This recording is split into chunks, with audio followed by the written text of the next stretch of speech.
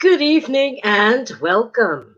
I'm Sheila Balgobin and I am the Dream Detective. And I help you to sleep better and to find the gold in the gobbledygook of your dreams so you can live the life you dream of. This evening's subject comes from an experience I've been having lately with regard to changing names. And no, I'm not talking about getting married or getting divorced. I'm talking about my business actually, but it started me thinking about the nature of names and the significance of changing our names. Now, we change our names for all kinds of reasons. Obviously, like I said, marriage, divorce, but there are other reasons why people may change their name. For example, excuse me, in Native American and African cultures, you find that at puberty or at some stage in a young person's life, they go on a vision quest or go through some initiation rite, and following that experience, they will often change their name. There will be, in some cases, there are um, people that will not speak their actual names out loud. They use nicknames. This was also something that happened during this slave era in the U.S., where names because it was safer that way. You didn't want your real name known, so you would use another name, a pseudonym of some sort. People may change their names because the name that they were given simply doesn't resonate with them. They may use some other part of their name, like a middle name, or for example, or change their name completely because it's they're looking for a name that resonates with who they are. And this was the situation I found myself with my business. As I've been saying for the past several weeks, I been doing some restructuring, some rebranding, and working with my mentors and coaches at the moment around all of that. And it will be ready shortly after the new year. So I'm working very hard to get it all together. But what I realized during this process is that, yeah, I was told, well, you're going to need a new logo. And it's like, you mean after so many years of finally deciding who I was and getting a logo to reflect that, I have to change again? And while my mouth was saying I'm being flexible, my head was saying, hell no, I don't want to change. And that's the whole thing. Sometimes we're forced to change by circumstance. We're forced to change because what we were or who we were is does no longer resonates with who we are now.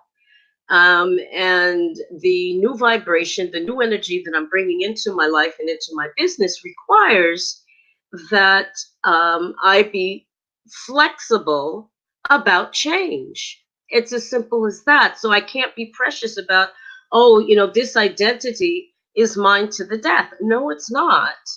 No, it's not. I'm not the same person I was a few years ago when I created that that old persona, that old um, logo, and I the changes I want to bring into my life are going to be represented by what I do going forward in terms of how I wish to be seen in the world. So it's very important that I choose carefully what I decide on as my new logo, as my new persona, as my new way of walking and being in the world. Now, it's not easy for us to give up our identities. Businessmen are case in point, for example. You have men who, especially older men, maybe not so much younger men, but certainly men of 50s and above, that they are their job. They are their job titles.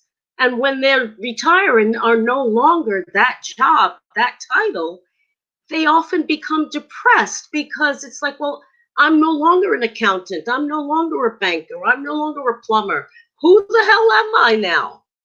They really have an existential angst about who they are because they've become attached and bound by their definitions of themselves.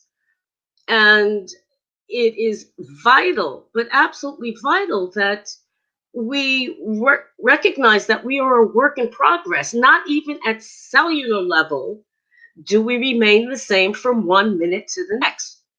Not even at cellular level. Nothing, everything is in motion, everything is always changing. So why wouldn't your perspective at 50 not be different from what it was when you were 15? You've had a lifetime of experience in that period of time. And of course, your perspective on things will change as you grow in experience and age. So it's been an object lesson for me to recognize that at some level I was resisting change, and that though I desire the change, at some level, humans just don't like change. We like things to be the same. We like familiarity. Better the devil you know than the devil you don't. But in this case, there's no devils here except the ones that I'm creating by getting in my own way and not allowing the space for change to happen. So I would challenge you to think about that. What identities, what names, what titles are you holding on to, perhaps to your detriment? Are you so wrapped up in a particular identity that it's actually starting to strangle you and smother you? It's something to think about. So I leave you with that thought. And as I said, as part of this process, you will be informed in due course in the new year as to the changes that will be that have been evolving as I've decided to, as I say, to rebrand and direct my business.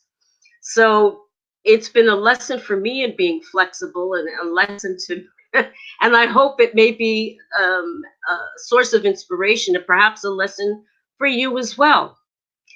Thank you so much for watching and listening. Have a fantastic evening and a great week ahead.